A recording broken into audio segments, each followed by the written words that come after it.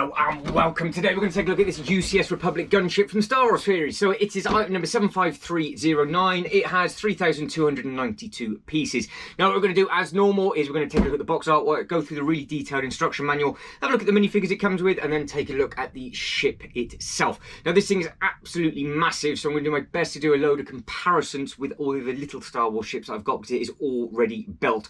Now before we get going, this set is still currently available on the LEGO website and available in certain stores as well, but it is the last chance. So that's why I'm getting this up sooner rather than later. I picked this up for the Black Friday and it is selling very, very quickly. So if you do like the looks of the ship or you've been thinking about it, just bear in mind that this video is being filmed on Christmas Eve of 2023.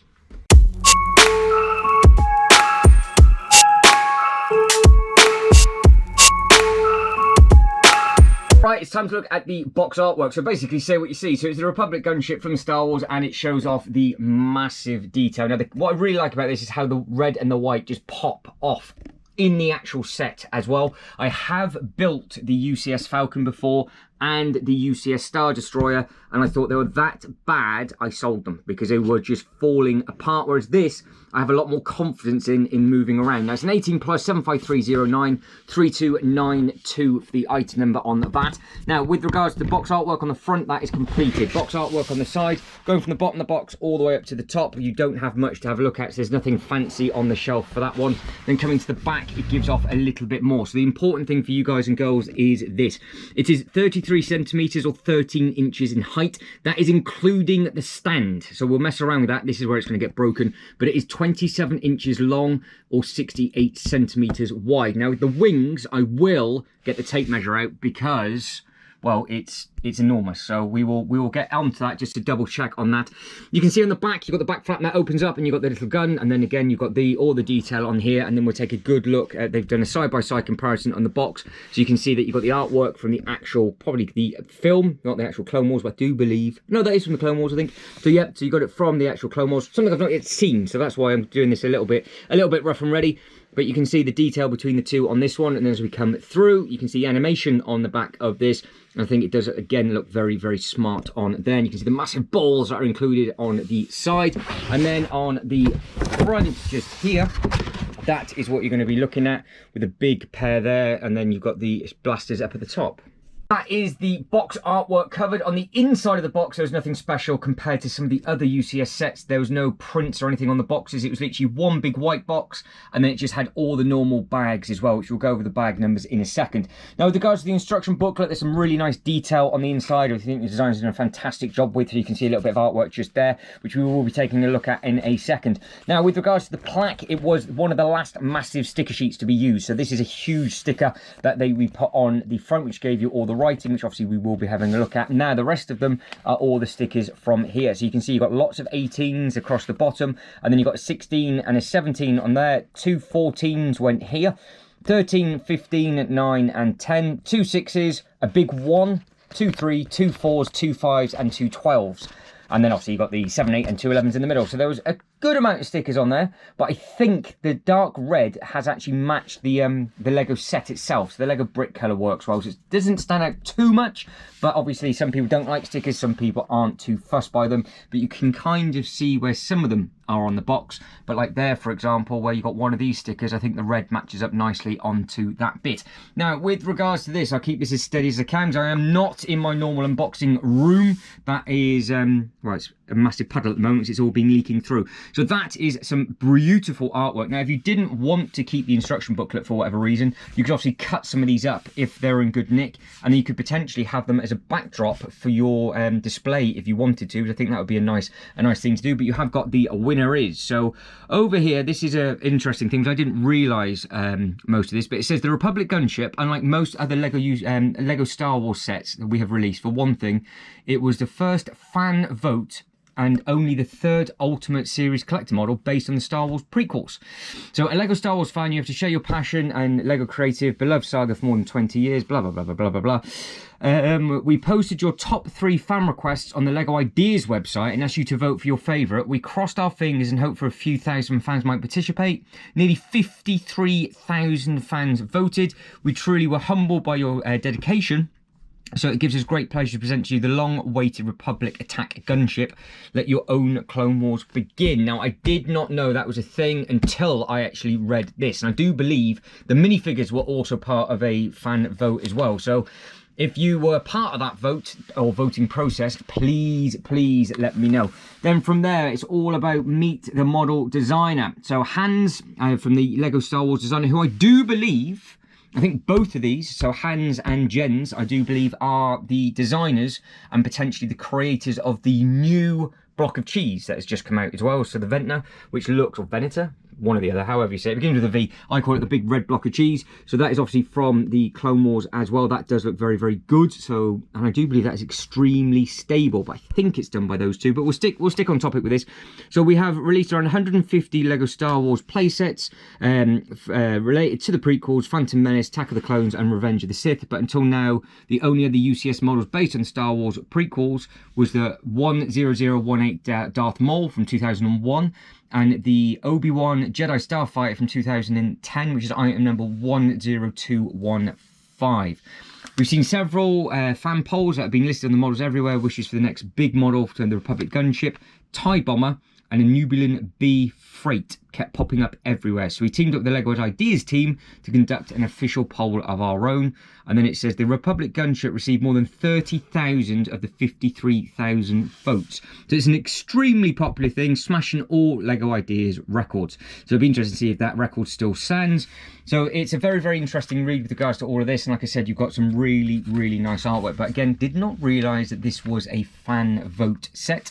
So maybe, even though it does say the Ultimate Collector Series on the side, it did feel a little bit different when you open up the box compared to some of the others, but the booklets are always very impressive on these. And I do like the fact that the booklet is a lot smaller than the Falcon booklet, because the Falcon booklet, this table is 1 meter wide, so left to right it is 1 meter, and the Falcon booklet would not fit on this table, whereas this only takes up half. So it just makes life a little bit easier, I think.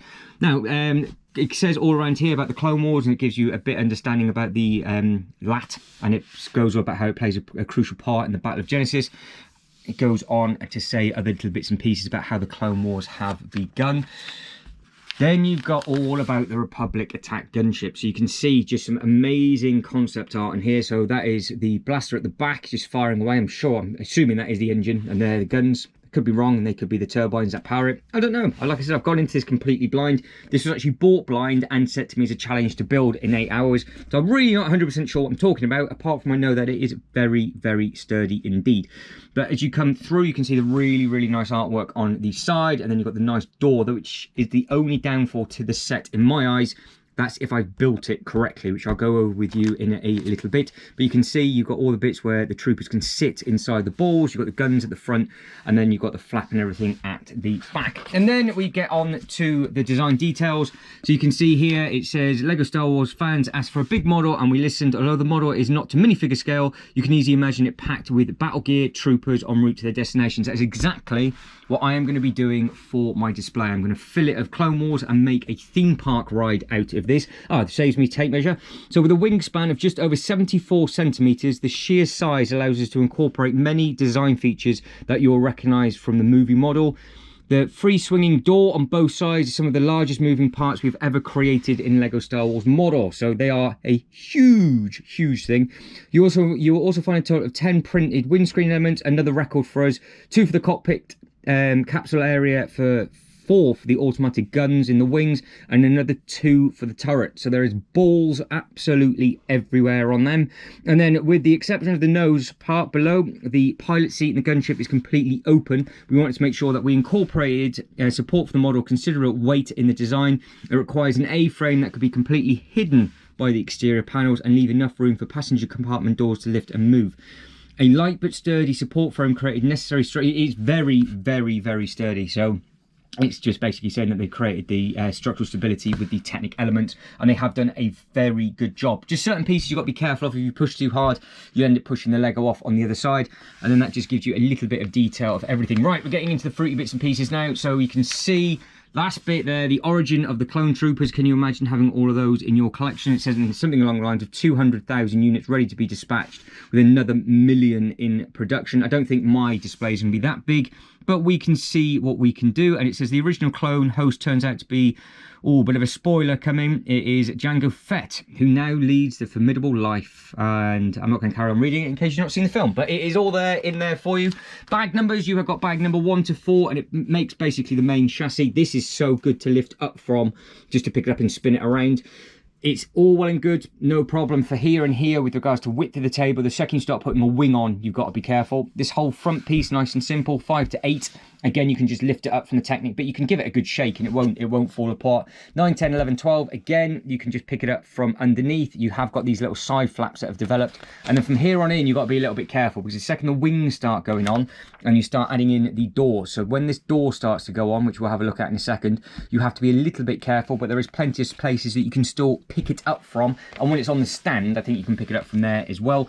13 to 16 is both wings. They are big things. So you've got, I think, 3 bags of 13, 3 bags of 14, which are both the wings. 15, 16 is a super quick build, and then 17 is just the frame, and then that is the big sticker, which we'll be taking a look at with the minifigures. And then it just cracks on and goes. We go all the way to the very end. You've got your brick and pieces as you had normally. So potentially, if you wanted to, you can always have some of the minifigure torsos if you want, if they're available online. So there are, to completion, 915 steps, 533 pages, and you've just got to line that up in the right place for it to fit on the stand. So there's actually no instructions of how to pick this up correctly, which is going to make things interesting. Moving on to the main event itself, and you can see me having to stand up just to get it all the way in. It is absolutely massive, but it is beautiful at the same time. Now, because this thing is so big, it's going to be quite difficult to do a full pan round.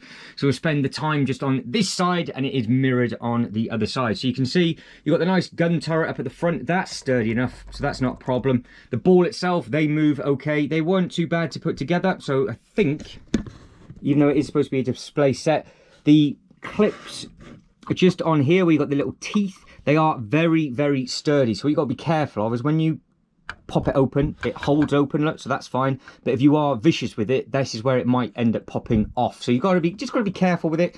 I know it's supposed to be a display set and not a play set, but if you want to see, so if you do that, because it is so stiff, you've just got to be careful. So it's nice that it's so stiff, but it's just going to take a little bit of setting up just to get going. But it's not exactly difficult for this just to plonk back on just like so. So it's absolutely fine. Now, again, the Technic pieces run nice and smoothly. And if I can just angle you just like that, you can see how all of this opens up. And again, if you don't get it right, it will end up popping off from itself, just because these are brand new and so stiff. So even me just doing that, it will come apart. But this is just where you got the brand new stiffness on it. So if I was to open it up properly with 2 hands, it won't come off. So you're absolutely fine. So that look there is okay. And then that bit will just plonk back on like so, he says, like that. And then we are clipped in and we're good to go, he says. I think that's actually now upside down. Hang on. Let's have a, no, that's right, that's okay, because they will, fuck you. Right, we'll try that again, the battery dies. So as you can see, all of this moves okay. So just on that pivot, it's all right. It's just these clips, but obviously they all go together. That will then just come round back on itself. If I'm careful, they shut like so. So it's sturdy enough, and then obviously you can do whatever it is that you want to do on that. So you have got playability within it if you need it to be. Now obviously what I want to do is add in a load of minifigures in here. It's not to minifigure scale, but I'm using this as a theme park ride, so I am perfectly happy with that. Now before we actually look at the inside, for me the hardest bit to put together, because I will, like I said, I was doing this as an 8-hour challenge, was this door. Now when you get the door in, it does come there and he opens up to there. So it opens up nicely and it comes all the way around. So you have got a sliding door. Now for me that just doesn't seem right, but I think that is okay. And there is a little bit of a gap on the side. Now I'm never fussy about gaps, so I'm just not 100% sure I built it correctly, to be honest. I was in a bit of a rush, but I'm sure that's how it has to go. So you've got all the Technic, you've got all the arms. The arms couldn't go in another way. I have checked it a couple of times. It just seems not right to me, but take it with a pinch of salt. Now on the inside, just here, you will see, if I move you forward and then drop you down like so, you have got a ramp. Now if this is on the floor, the ramp does touch the floor, but when it's on the stand, the ramp won't. So you can have figures jumping out the back, but not walking up and back down again, which I don't think is a problem whatsoever. Now we go from, again, carrying going from the front to the back. So we'll take a look at the big ball, which we've had a look at. So you've got a good pair of them, like I said, at the front. So they do both move. Again, the ship is mirrored, and you can see the beautiful green. Now the colours on this, compared to just a bog standard grey ship, is a breath of fresh air when you're putting this together. So if you know what I mean about you going through a long slog of just grey once you've done all the bright Technic bits and pieces, this looks amazing in the display, mixed in with all the other bits and pieces. Like I said, I've got lots of stuff to compare it to. The stickers are clear, so you do have to be careful about just making sure you haven't got the sticker dirty underneath, because it is a completely clear sticker. So the whole of that is stickered over, but you can obviously only just see the yellow, whereas these balls are actually all printed. So we've just read that in the actual magazine. These two do look very, very impressive. Now, I've not actually tried to take these off. So I've just plonked them on, and I've not tried to take these off. So how easy are they to get back off? How do they come off? Not sure. Oh, there you go. So they do come off okay. They're just very, very stiff, which is nice. So you don't have to worry about them falling off. But that is your cockpit on the inside just there. So you've got a really interesting seat design, and the minifigures will fit in there. And then you can see you've got the cockpit on there. And then you've got all this nice detail all around the outside. And I apologise again, the camera isn't correct for this, nor the lighting, but it will be sorted for next year. It's out of my control at the moment. But you can see all of the sides on here, so it works nicely. And then you've obviously got a matching one just on there. They are different though, with regards to how you got the split screen, and then you've got the big clear screen on there, and then that should just pop back in. So I'll do that off camera in case I end up smashing it. You've got two of these, one either side. And then again, this on this bit was a little bit tricky to put in, so you've just got to be careful of how the wing goes in, and the wing slots in on an actual long pin. Then up here you've got all of these. These are all stickers, so you've got the stickers up on there, it comes through, you've got the long sticker here, then you've got this bit on this side, and then it comes through and it comes on to the top. Now, talking of the top, you have got movable pieces, which we saw in the actual booklet. So they do move, so they do serve a purpose. If you wanted to motorise this up, potentially you could do. It's very, very interesting how it all goes together, because you can, if you want to, remove the panels as one big piece, and it's not too much of a problem. And then again, you've got all the really nice colours on that side, but you can see just as we come through just how much space this takes up. Now, moving down on to the plaque and plinth, I'm going to try and spin this round. I've got to be very, very careful because it just overhangs everything. So if you want to see how much it overhangs, this is to the edge of the table. This table is 1/2 meter, and then we are over that side hitting the display. So I've just got to be careful. But that's a bit of a better look from the top, and then that is the better look from the front. Now, carrying on with the side just here, you can see you have got all the different bits and pieces with regards to the sticker, and we'll go over both of these minifigures as well. But I actually have to move the ship for the minifigures because it's actually casting a shadow, which is always good fun. But this, you can see it is heavy engineering. It is a low altitude assault transport class gunship, air to ground support for the role. It's 17.4 meters in length. It has 3 anti-personnel turrets, 2 composite beam laser turrets, 2 mass drive missile launchers with missile belts.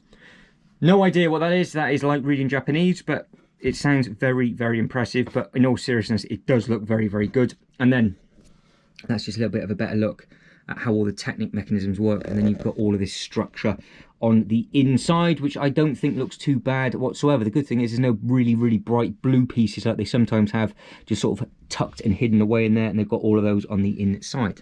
Right, fruity bit, taking it off and on the stand. Now, if I grab it from here and lift it up from here, it is just like that. So that is what the stand looks like. You can see the white bit on the stand. All you've got to do is try and level it up, plonk it over, and that is it. And it just rests. That's all it does. It is that simple. It's got some weight to it, so you do have to be careful.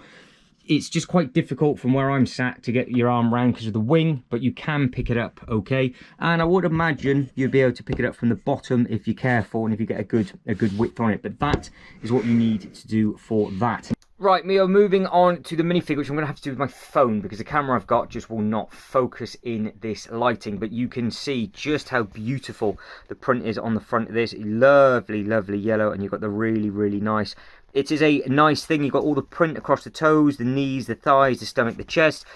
The problem is for me is I don't know how 100% accurate this is. Now for me and cars, I'd be very, very picky if bits and pieces don't look correct. So I'm sure people will be like, no, it needs arm print, it needs rear leg print or whatever it's like that. But because I haven't yet seen what this is supposed to be from, or I have but not really paid too much detail from it, until I start doing a little research like I do with the Marvel DC stuff, it doesn't annoy me just yet, which is quite a nice change.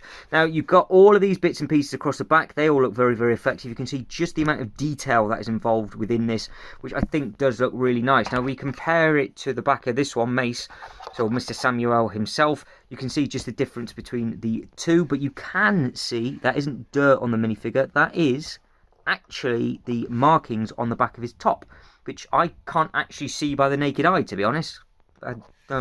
Oh no, they are there. So I thought it was my phone playing up, so I didn't even spot that to start with. So you can see you've got like the orange splodges. Hopefully that isn't bad printing, and that is supposed to be on his outfit.